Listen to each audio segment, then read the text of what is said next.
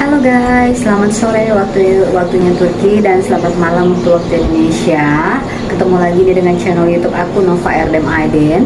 Apa kabar kalian semuanya guys? Aku harap kalian semua baik-baik aja dan semoga kita semua selalu sehat. Oke guys, di kontenku kali ini aku tuh mau bahas tentang visa. Nah, kayaknya ada ya beberapa orang yang selalu komen di channel YouTube aku. Mereka nanya, Kak, kalau mau nikah itu kita berangkatnya pakai visa apa ya dari Indonesia? Udah kayak gitu. Ada juga yang bilang, Kak, bahas dong masalah visa kalau kita mau nikah ke Turki. Oke guys, jadi kali ini tuh di vlogku kali ini aku akan bahas permintaan kalian masalah visa. Nah guys, visa itu ada 3 jenis ya guys. Yang pertama itu adalah visa bisnis, yang kedua itu adalah visa mahasiswa, dan yang ketiga ini itu visanya tuh ya, visa bisnis, visa mahasiswa, udah kayak gitu ya, visa holiday. Nah, visa holiday ini karena kebetulan sekarang kan untuk ke Turki itu udah nggak perlu visa ya, udah free, nggak perlu pakai VOE visa lagi. Jadi ya kalau misalkan kalian ada keperluan ya tertentu yang membutuhkan untuk membuat visa, itu ya cuma 2, antara kalian itu adalah mahasiswa atau kalian adalah pelaku bisnis. Nah, karena yang namanya bisnis tuh mungkin dia akan stay lebih daripada 1 bulan kayak gitu ya, itu mau di negara manapun lah kayak gitu. Yang namanya visa bisnis itu beda ya guys. Nah, kalau misalkan nih kalian mau datang nikah ke Turki, visa apa yang harus kalian pakai?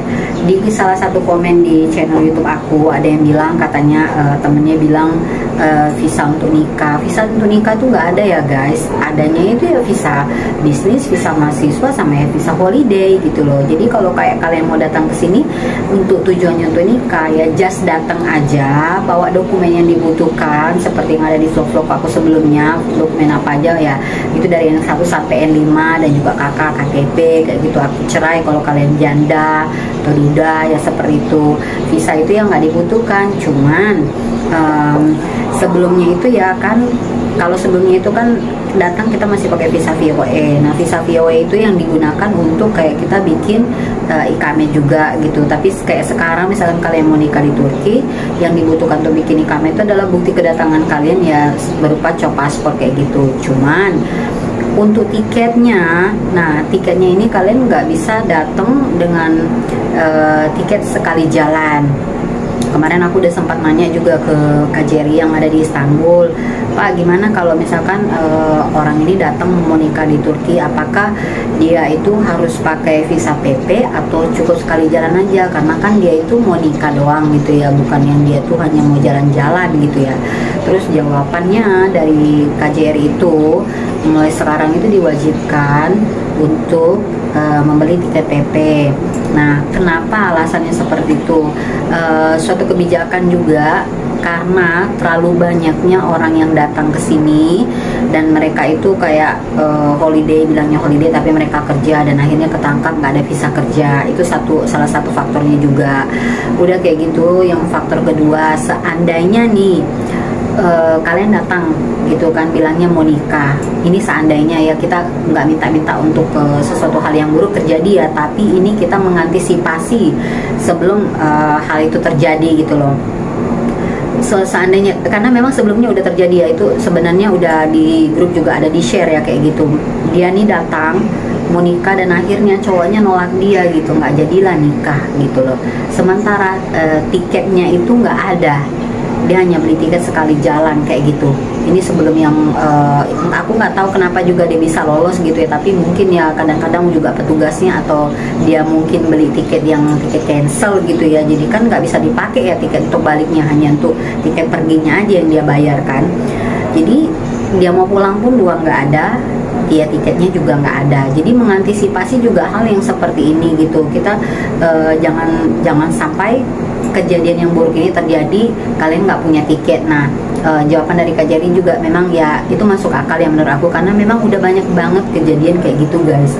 Mereka tuh ya, cewek itu datanglah ke sini, disuruh datang, bilangnya mau dinikahin gitu ya kan, nggak taunya setelah sampai di sini cowoknya nolak, nggak mau nikah, sementara uang nggak ada, apa nggak ada.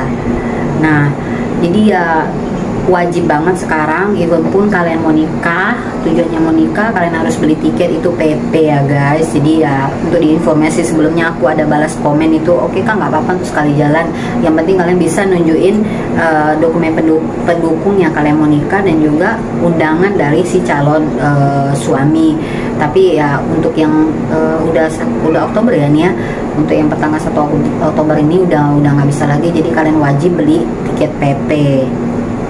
Oh ya guys, aku juga kayak mau ngasih juga kayak wejangan lah gitu buat kalian, usahakan gitu loh, kalau kalian disuruh datang ke Turki, even pun kalian ya di media sosial itu dia baik, cara chattingnya dia baik, tapi usahakanlah kalian bawa tuh salah satu perwakilan keluarga kalian yang laki-laki, entah itu bapak kalian yang intinya badannya masih sehat ya, ataupun abang kalian atau entah paman kalian lah gitu yang bisa kalian andalkan kalau kenapa-napa gitu loh kalian di Turki.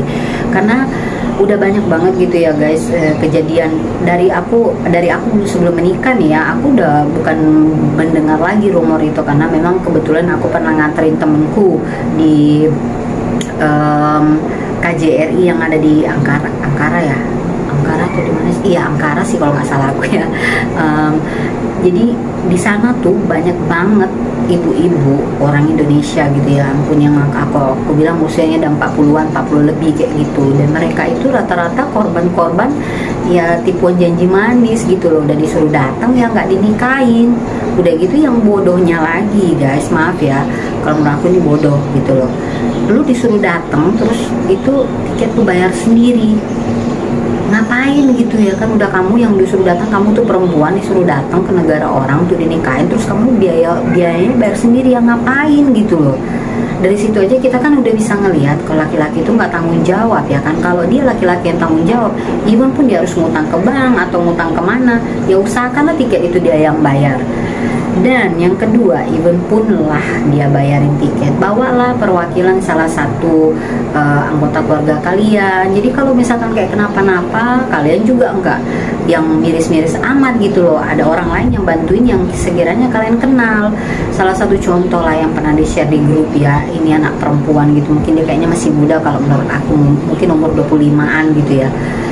Iya dia tuh katanya sih udah 2 tahun ya kontak-kontakan sama cowok ini gitu, jadi lewat media sosial, mungkin saya itu inbox messenger atau langsung dia ke WhatsApp ya, mungkin awalnya di Facebook atau di dating online kayak gitu, terus langsung private message lah kayak di WhatsApp gitu kan, katanya udah 2 tahun. Pas dia nyampe ke sini itu dia tuh bukannya diperlakukan dengan baik, malah dia disekap, diperkosa, ya diperkaos lah kayak gitu ya kan guys. Udah gitu bukan diperkaos doang ya, dipukul yang terbalak-belur. Nah jangan sampai kalian tuh menjadi orang yang selanjutnya yang bernasib sama seperti ini gitu loh guys. Jadi untuk mengantisipasi ya ada baiknya gitu, kalaupun kalian nggak bisa bawa gitu perwakilan keluarga ataupun calon suami kalian mungkin kekurangan uang atau apa, setidaknya jangan mau stay di rumahnya gitu loh guys. Entah ya antisipasi loh, kayak kamu tuh ambil hotel sendiri kayak yang murah kayak gitu kamu. Jadi kalau misalkan kenapa-napa kamu masih bisa minta tolong ke KJRI ataupun ke KBRI ataupun ya ke siapa lah yang kalian kenal ada di Turki kayak gitu guys. Jadi jangan sampai kita tuh jatuh cinta tapi tolol gitu loh, jatuh cinta tapi bodoh, kehilangan logika gitu. Kita ya boleh jatuh cinta, anyone can, why not gitu loh ya kan. Itu tuh hak masing-masing orang gitu untuk jatuh cinta, tapi jangan sampai karena jatuh cinta kita jadi bodoh gitu guys. Kita juga harus jalan logikanya. Kita nyari suami kan bukan hanya untuk 1 tahun, 2 tahun atau sehari 2 hari ya kan, ya untuk waktu yang lama gitu loh kita nikah. Jadi kamu juga ya sebelum menikah tuh harus cari tahu dulu sifatnya gimana, sikapnya gimana, keluarganya bagaimana, apa pekerjaannya, ini wajib gitu. Apa pekerjaannya, bukan maksudnya kita tuh mau matre, tapi ya kita kesini gitu loh ya, bukannya masalah gimana. Untuk awal-awalnya pasti kita akan sulit cari kerja, apalagi kita nggak bisa bahasa Turki ya kan, ya itu pasti akan sulit gitu loh. Jadi ya memang wajib tahu juga rumahnya ya gimana, tinggalnya sama siapa, bisa nggak kalian berbaur dengan keluarganya. Andaikan dia masih tinggal sama keluarga, kayak adiknya masih nyampur, emaknya masih nyampur, bapaknya masih nyampur, terus kalian juga di situ gitulah, Kalian tahu sendiri kan konflik rumah tangga itu kalau ada mertua, ada adik ipar itu udah pasti gaduh-gaduh yang nano-nano ya kan. Ya orang tua pasti juga ikut campur gitu loh. Apalagi kalian orang luar yang ibaratnya notabene-nya bukan orang Turki. Itu guys. Jadi ya harus dipikirkan semuanya lah. Jangan yang kalian lihat gitu kayak aku gitu ya kan. Jangan kalian yang pasang-pasangan yang terlalu romantis gitu di vlog-vlog YouTube ya, nggak mungkin juga lah kayak mereka menampilkan yang mereka bertengkar di rumah, masalah mereka sama mertua itu nggak mungkin. Even pun mereka nggak buat vlog kayak gitu, kayak geleng-geleng yang lain yang menjadi rahasia mereka apa yang terjadi di rumah. Cuman kalian jangan berpatokan pada kemesraan yang kalian lihat di media sosial gitu loh guys, karena ya kalian tahu sendiri, jangankan kita yang para gelin gitu loh, contoh aja artis Indonesia gitu kan, semesra-mesranya mereka di entertainment kayak gitu, di rumah gimana kan nggak ada yang tahu ya kan. Nah itu loh guys, jadi cukup ya kalian nikah jalanin itu karena kalian menikah karena ya agama satu, dan juga menikah karena niat kalian memang untuk berumah tangga, dan juga yang ketiga kalian juga harus tahu banget menikah ini memang yang kalian sama-sama mau gitu loh. Jangan hanya biar aku bisa pamer di Facebook aku punya suami orang luar, biar supaya aku bisa bangga-banggain ke tetangga. Aduh buat apa gitu guys, nikah tuh bukan tuh main-main ya kan. Apalagi kalian jauh-jauh gitu loh ke negara orang gitu. Di Turki tuh nggak ada Pak RT, nggak ada Pak RW guys. Kalau kalian kenapa-napa kantor polisi. Nah, jadi harus hati-hati, itu juga harus dipilih gitu loh ya kan. Jadi buat kalian yang lagi LDRan sama orang Turki, wajib banget tahu sifatnya, oke guys, biar kalian nanti nikah juga nggak nyesal. Karena tinggal di Turki itu juga ya udah jelasnya beda tradisi dengan Indonesia, beda juga lah sifat wataknya kayak gitu ya kan. Ya kita nggak bisa menyamakan lah, cuman ya seperti itulah gitu loh kenyataannya. Ya sometimes ada yang dapat suaminya baik, tapi pasti ada plus minusnya, nggak yang dia perfect totally baik gitu, itu impossible gitu ya kan. Ya even pun suami aku lah salah satu contohnya gitu ya, aku minta dia begini gini, aku berdoa sama Tuhan, Tuhan kasih aku suami walaupun nggak kaya ya setidaknya dia baik, tanggung jawab ya, perhatian, sayang sama orang tua aku. Oke dapat, tapi kan pasti adalah sedikit minusnya gitu ya. Ya kalau sedikit aja minusnya itu hal yang wajar menurut aku ya kan, terkecuali kalau kayak dia main tangan. Oh no, aku nggak bisa yang namanya mentolerir kalau laki-laki udah main tangan, apalagi selingkuh. Sorry, buat aku lebih baik aku hidup sendiri daripada aku nikah tapi suamiku main tangan ataupun dia selingkuh. Nggak ada maaf buat aku kalau suamiku selingkuh ya, even pun baru sekali. Hilaf mah hilaf juga, kalau dia memang dicinta sama istrinya dia nggak mungkin hilaf ya kan. Jadi aku nggak mentolerir gitu loh guys kalau suami aku selingkuh atau sekali aja dia main tangan. Oh no, mendingan gue pisah. Itu sifat aku ya, jadi aku nggak mau.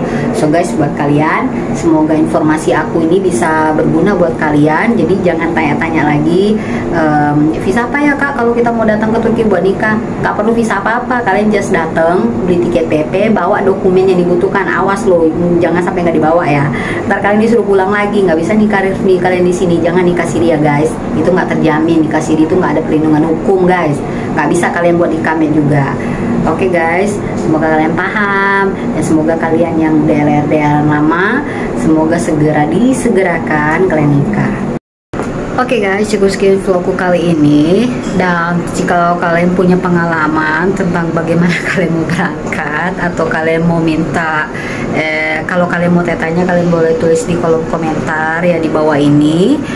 Semoga informasiku bermanfaat buat kalian, dan jangan malu untuk bertanya ya guys, biar supaya kalian tuh tahu gimana kalau mau datang ke Turki, mau nikah di Turki ya. Informasi yang aku update ini aku konfirmasikan dulu ke tentunya ke KJRI atau ke KBRI. Jadi aku tuh nggak sembarangan nyari informasi gitu. Jadi karena aku juga takutnya aku salah kasih informasi terus kalian jadi salah jalan, kan nggak enak.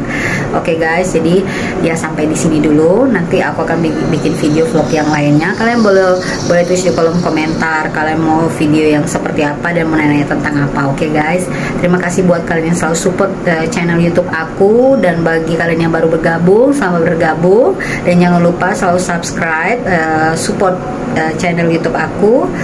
Dan jangan lupa share kalau kalian suka guys. Thank you. Assalamualaikum buat kalian semuanya.